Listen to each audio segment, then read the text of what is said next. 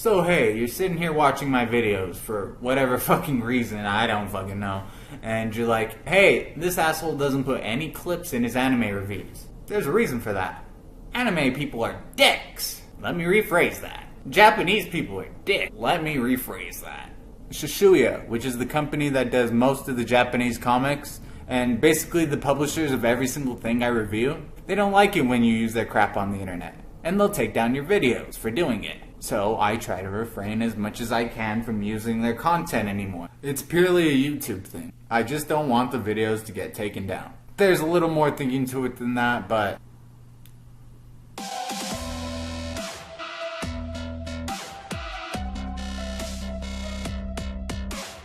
I'm Retro, this is Retro Rips, this is Attack on Titan Episode 3.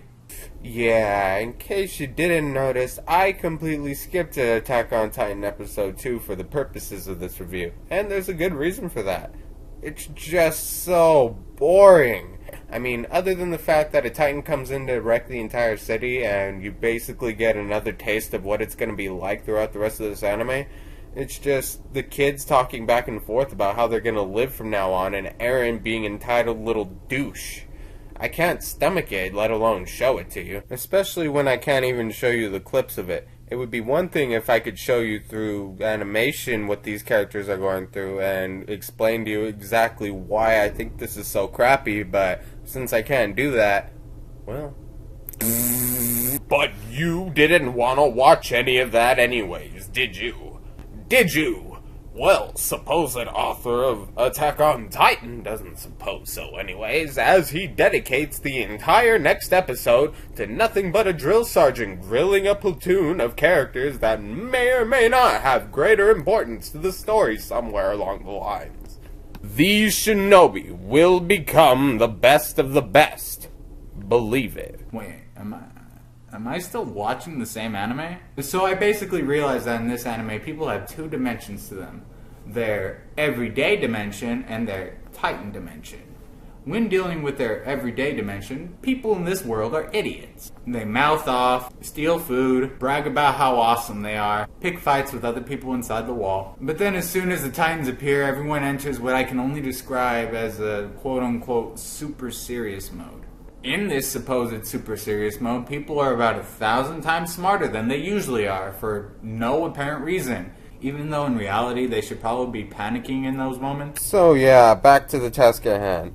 Drill Sergeant comes across a girl who stole a potato for no reason, and also attempts to share it with him for no reason. Needless to say, Drill Sergeant Dude does not take kindly to this kind of insubordination and decides to bring down the very wrath of God itself upon her. Yeah, I don't blame him. I don't get Potato Girl either. Is she supposed to be a joke? Is she supposed to be a commentary about how some people just want to eat in life and are willing to steal to get it? What the fuck are you trying to say? You have accomplished one thing though. I now want a potato. So Eren has two sets of dialogue this episode. One set goes like, bitch, bitch, bitch, bitch, bitch, bitch, bitch, bitch. And the other one goes like, I think I can, I think I can, I think I can, I think I can. Neither impresses me. And before you say, Retro, stop being so hard on this kid. Understand that he eats up the majority of screen time by ranting and raving about how he's so special and he's going to kill the Titans. It's just so freaking dumb. Though there is this dude, this one dude in this entire world that I actually kind of like. Not him, not her, not him, not him, not... Wait, that's the one! You see, this guy's smart. He knows that Eren is just a loudmouth brat who, now that he's seen the Titans, thinks he knows everything there is to know about them. And he puts him in his place, in a kind, friendly manner. I don't even know your name, bro, and like, you're already my best friend in this anime, so. So at some point, I actually have to explain the plot of this episode, don't I?